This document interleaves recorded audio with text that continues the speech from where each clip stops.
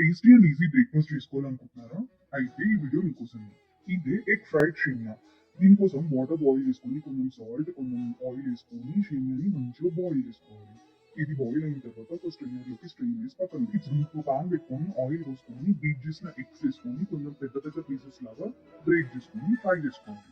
ఇప్పుడు ఈ ఎగ్స్ లోకి కొంచెం పసుపు, ఉప్పు, కారం, మిరియాల పొడి వేసుకొని మంచిగా కలుపుకొని ఒక ప్లేట్ లోకి తీసుకొని పక్కన పెట్టేసుకోవాలి. ఇప్పుడు పాన్ లోకి ఆయిల్ పోసుకొని సన్నగా చాప్ చేసుకున్న గార్లిక్, పచ్చిమిర్చిలు, సన్నగా కట్ చేసుకున్న ఉల్లిగడ్డలు, అట్లనే కరివేపాకు వేసుకొని మంచిగా ఫ్రై చేసుకోండి.